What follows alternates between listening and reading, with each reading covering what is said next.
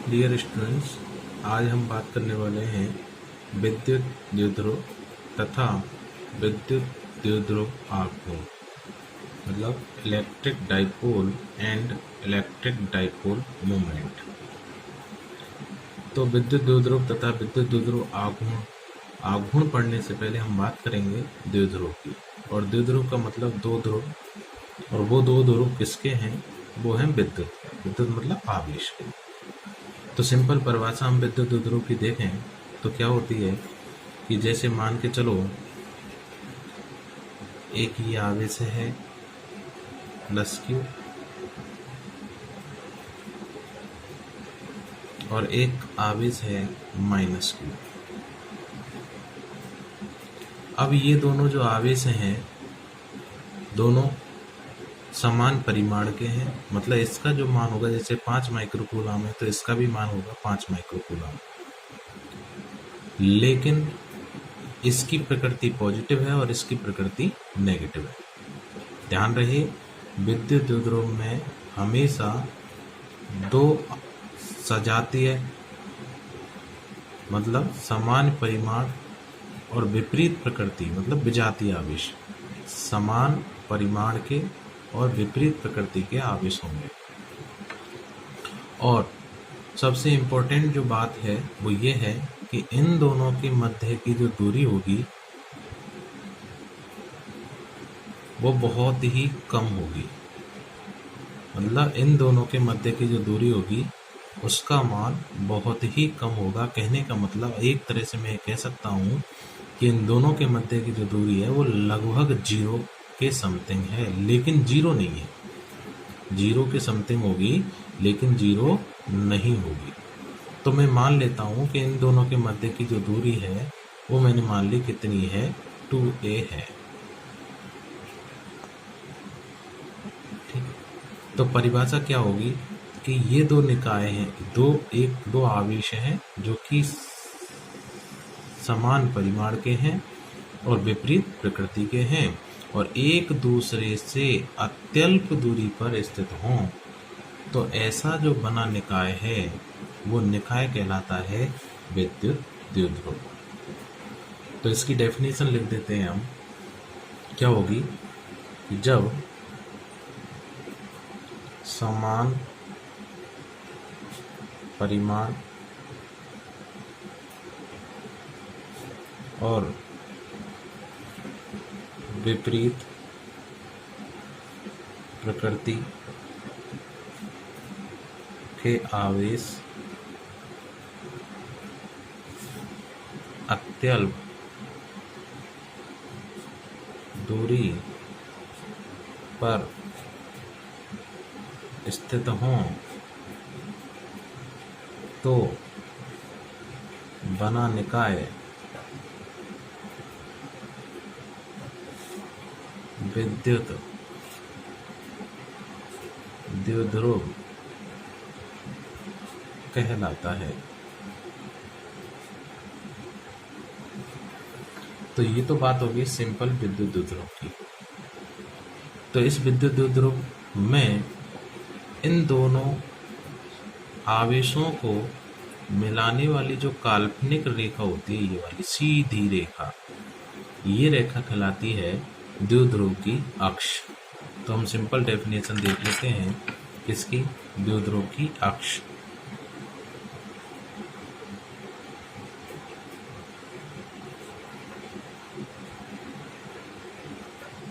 अक्ष, या फिर मैं इसको बोल सकता हूँ अक्षीय रेखा।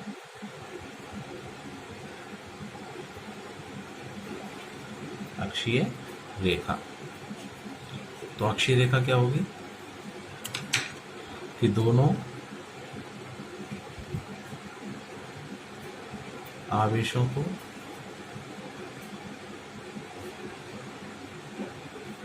मिलाने वाली काल्पनिक, ध्यान रखना हम केवल कल्पना कर रहे हैं इसकी, काल्पनिक होगी, काल्पनिक रेखा द्विध्रुव की अक्ष कहलाती है।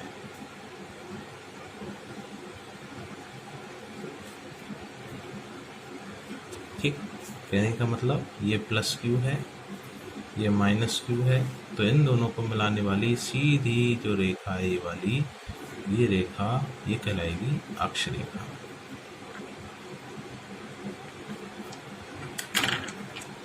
अब दूसरी बात करते हैं, निरक्ष रेखा। तो ध्यान रहे, निरक्ष रेखा वो नहीं कहता है एग्जाम के अंदर। एग्जाम के अंदर जो वो कहता है विषुवतीय रेखा।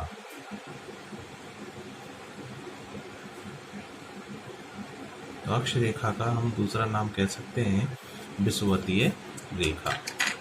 तो विषुवतीय रेखा कौन सी होती है कि जैसे प्लस क्यू आवेश है, ये माइनस क्यू आवेश है,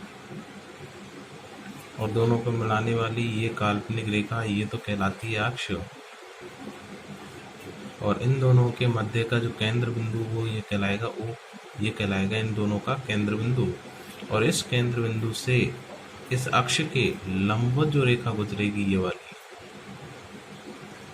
ये रेखा कहलाती है निरक्ष रेखा या विषुवतीय अक्ष।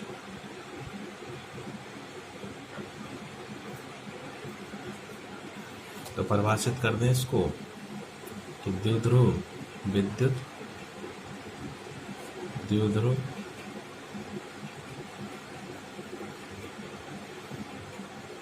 के दोनों आवेशों के मध्य बिंदु से अक्ष रेखा के लंबवत गुजरने वाली रेखा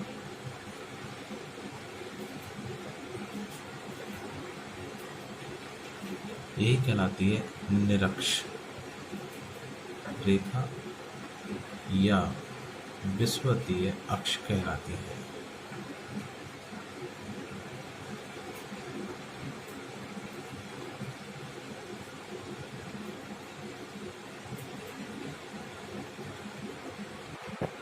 अब हम बात करते हैं कि विद्युत द्विध्रुव का भौतिक महत्व क्या है। तो सिंपल हम बात कर लेते हैं, जैसे हम बात करें कि विद्युत द्विध्रुव का भौतिक महत्व, मतलब वास्तव में द्विध्रुव है क्या। तो जैसे हम बात करते हैं कि कोई परमाणु होता है और उस परमाणु के केंद्र में नाभिक होता है, और नाभिक के चारों ओर वृत्ताकार कक्षाओं में कौन इलेक्ट्रॉन चक्कर लगाते हैं। तो यहाँ प्रोटॉन और न्यूट्रॉन होते हैं, जिनका द्रव्यमान जो केंद्र होता है वो मान के चले में ये रहा, और प्रोटॉन का जो द्रव्यमान है और न्यूट्रॉन का जो द्रव्यमान है वो लगभग सेम होते हैं। और इलेक्ट्रॉन जो है वो इस कक्षा के चारों ओर क्या लगाते हैं, चक्कर लगाते हैं, जबकि इलेक्ट्रॉन पर ऋणावेश होता है, प्रोटॉन पर धनावेश होता है। तो मैं यहाँ प्रोटॉन को पॉजिटिव चिन्ह से प्रदर्शित कर देता हूँ और इलेक्ट्रॉन को मैं नेगेटिव चिन्ह से प्रदर्शित करता हूँ। तो जब देखते हैं तो प्रोटॉन का जो द्रव्यमान होगा, सेंटर ऑफ मास, वो कहाँ होगा, यहाँ होगा। और इलेक्ट्रॉन जो चक्कर लगा रहे हैं उनका भी जो सेंटर ऑफ मास होता है वो प्रोटॉन के सेंटर ऑफ मास के संपाती होता है, मतलब एक ही स्थान पर होते हैं दोनों के। तो जब दोनों के द्रव्यमान केंद्र एक ही स्थान पर हैं तो हम कह सकते हैं कि जो परमाणु होता है उसका द्विध्रुव आघूर्ण क्या होगा, शून्य होगा। बात करेंगे अभी हम द्विध्रुव आघूर्ण की। तो पहले द्विध्रुव आघूर्ण की बात कर लेते हैं। जब यहाँ द्विध्रुव आघूर्ण की जब हम चर्चा कर रहे हैं तो द्विध्रुव आघूर्ण है क्या वास्तव में। तो द्विध्रुव आघूर्ण देखें तो विद्युत द्विध्रुव आघूर्ण, तो विद्युत द्विध्रुव आघूर्ण क्या है। तो जैसा कि हमने द्विध्रुव की परिभाषा पढ़ी थी, उस द्विध्रुव की परिभाषा में एक तो था प्लस क्यू आवेश और एक था माइनस क्यू आवेश। दोनों सामान्य परिमाण के हैं, विपरीत प्रकृति के हैं, और इन दोनों के मध्य की दूरी हमने मानी थी 2a। तो द्विध्रुव आघूर्ण क्या है कि विद्युत द्विध्रुव में स्थित किसी एक आवेश के परिमाण, कोई सा भी एक आवेश ले लें दोनों में से और उसका परिमाण लेंगे, तो इसका प्लस का परिमाण मतलब प्लस क्यू का परिमाण प्लस क्यू ही होगा, माइनस क्यू का भी परिमाण प्लस ही होगा। इसका मतलब किसी भी एक आवेश का परिमाण तो ले लिया मैंने क्यू, और दोनों को मिलाने वाली दूरी वो क्या होगी 2a का जो गुणनफल होगा यही कहलाता है विद्युत द्विध्रुव आघूर्ण। विद्युत द्विध्रुव आघूर्ण तो लिख देता हूं मैं कि विद्युत द्विध्रुव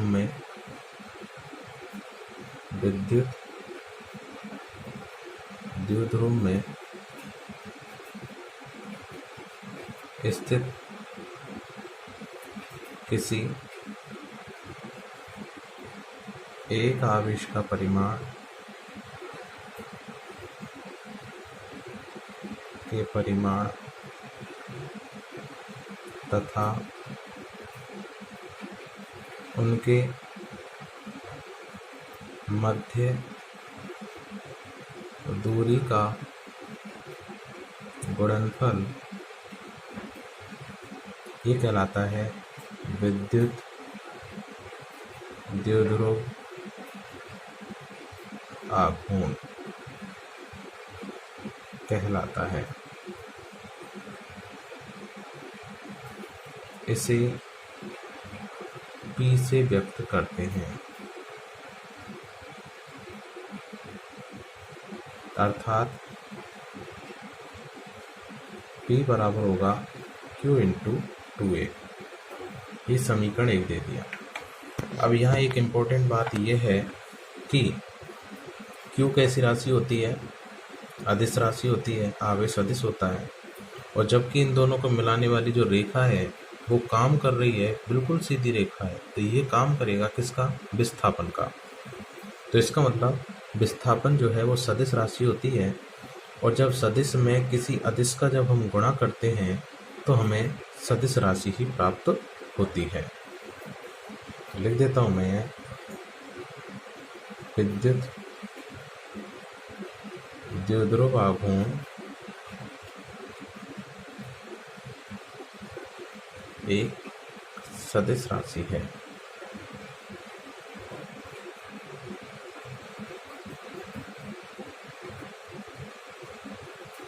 विद्युत द्विध्रुव आघूर्ण एक सदिश राशि। तो इसका सदिश रूप देखते हैं।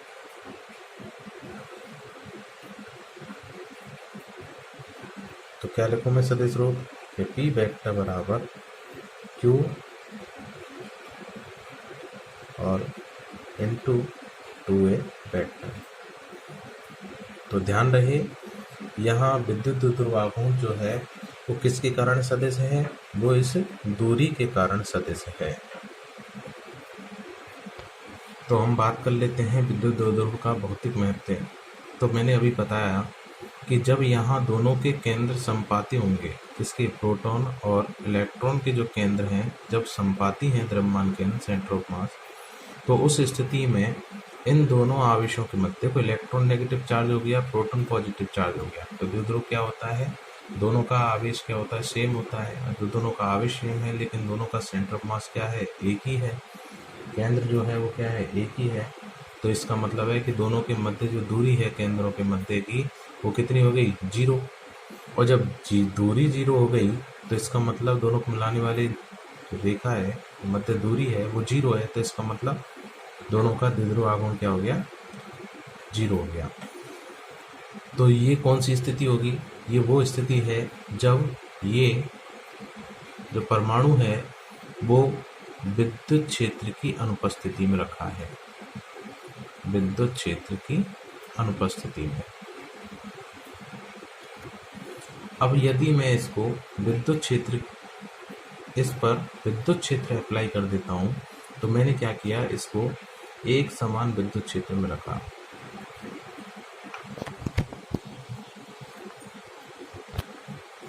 एक समान विद्युत क्षेत्र में रखा।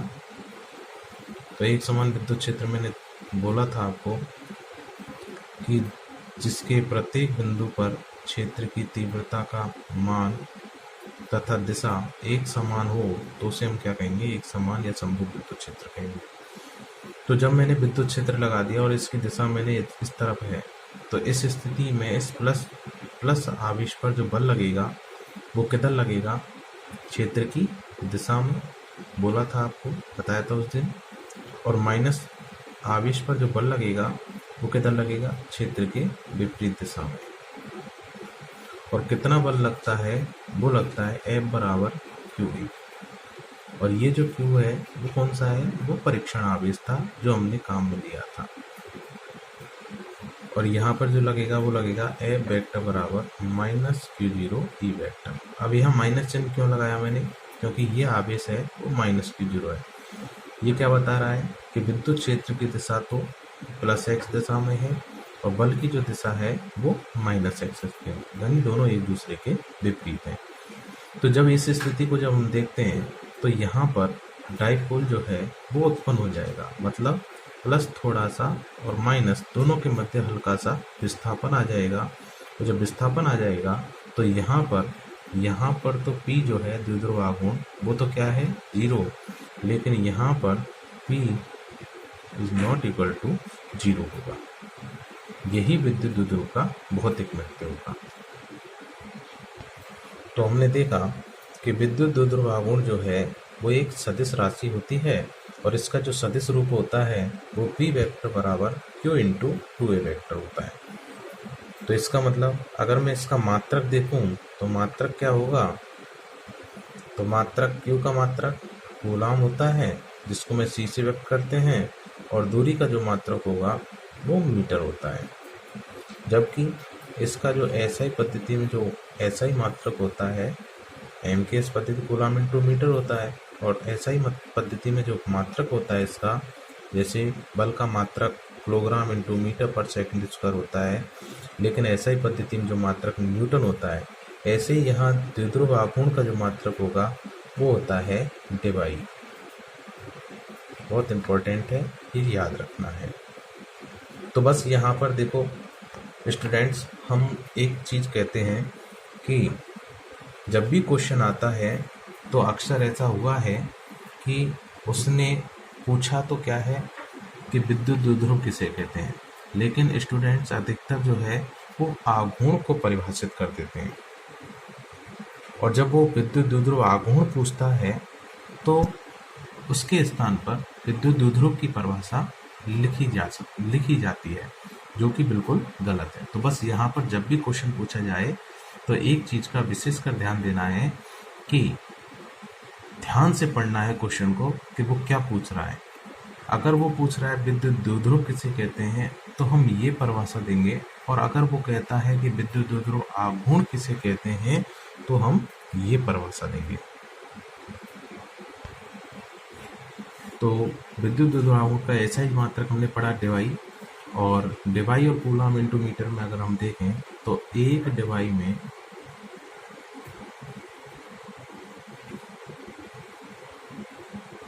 एक डिवाई में 3.3 गुणा 10 की घात -30 कूलाम इंटू मीटर होते हैं। ये बहुत याद रखना है कि एक डिवाई में 3.3 गुणा 10 की घात -30 कूलाम इंटू मीटर होता है। बेमा सूत्र क्या होगा इसका,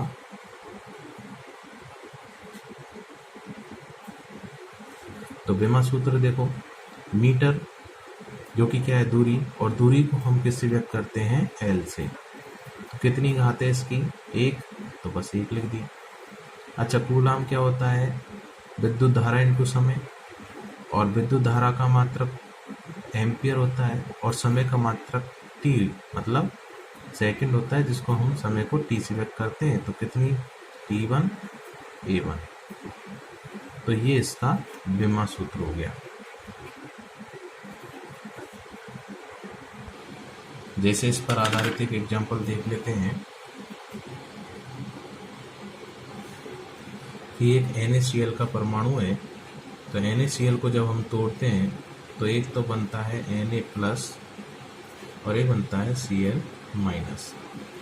दोनों विद्युत ऋणता समान है, इस पर एक पॉजिटिव चार्ज है और इस पर एक नेगेटिव चार्ज, और दे रखा है कि इन दोनों के मध्य की जो दूरी है वो दे रखी है हमें, मतलब 2a का मान दे रखा है 1.28 एंगस्ट्रॉम।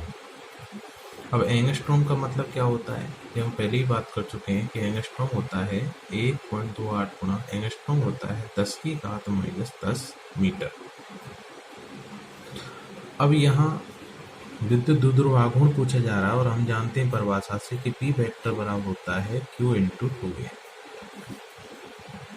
तो यहाँ से देखें तो P वेक्टर बराबर Q का मान कितना होगा, तो Q का मान क्या होगा, N एक पॉजिटिव है, प्लस का मतलब एक इलेक्ट्रॉन की कमी है, तो इसका मतलब आवेश जो होगा वो एक प्रोटॉन के आवेश के बराबर होगा, और यहाँ आवेश एक इलेक्ट्रॉन के आवेश के बराबर होगा। तो मुझे तो क्या चाहिए, परिमाण चाहिए। परिमाण चाहिए तो इलेक्ट्रॉन का आवेश कितना होता है, इलेक्ट्रॉन का आवेश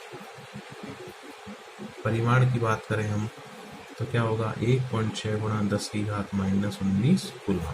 ये मान यहाँ पर पुट कर देते हैं तो 1.6 गुणा 10⁻⁻19 इंटू कूलम में है और ये मीटर में चाहिए हमें, तो ये क्या हो जाएगा 1.28 गुणा 10⁻10 मीटर। तो ये आ गया कूलम इंटू मीटर। तो यहाँ से देखें तो P वेक्टर बराबर क्या हो जाएगा, इसका इसमें हम गुणा करेंगे और 10⁻⁻19 और -10 कितना हो गया, तो ये हो गया 10⁻⁻29, दोनों जुड़ जाएंगे, आधार समान तो गुणा में घातें जुड़ जाती हैं। तो इसका मतलब -19 और -10, तो इसका मतलब कितना हो गया -29 हो गया। अब हम 1.6 गुणा 1.28 का जब गुणा करते हैं तो अपने पास जो वैल्यू निकल के आती है वो आती है 2.048 कूलम इंटू मीटर। मात्रक लगाना ना भूलें, बहुत इम्पोर्टेंट लाइन है। तो बस आज हमने जो देखा, आज हमने क्या पढ़ा, आज हमने पढ़ा विद्युत द्विध्रुव तथा विद्युत द्विध्रुव आघूर्ण। तो विद्युत द्विध्रुव को हमने परिभाषित कर लिया था, जिसके लिए फिर हमने देखा द्विध्रुव की अक्ष रेखा क्या होती है, फिर देखा निरक्ष रेखा क्या होती है। बहुत इंपॉर्टेंट लाइन है, इन पर आधारित कल हम इसकी क्वेश्चन भी करेंगे और कुछ एक डेरिवेशन है वो भी देखेंगे जो बोर्ड में आते हैं हमेशा। फिर हम बात करते हैं विद्युत द्विध्रुव का भौतिक महत्व, जो भी हमने देख लिया कि अनुपस्थिति में, विद्युत क्षेत्र की अनुपस्थिति में इस पर कोई बल कार्य नहीं कर रहे हैं तो उस स्थिति में द्विध्रुव आघूर्ण 0 होता है, लेकिन उपस्थिति में द्विध्रुव आघूर्ण उत्पन्न हो जाता है। फिर हम बात कर रहे थे विद्युत द्विध्रुव आघूर्ण की,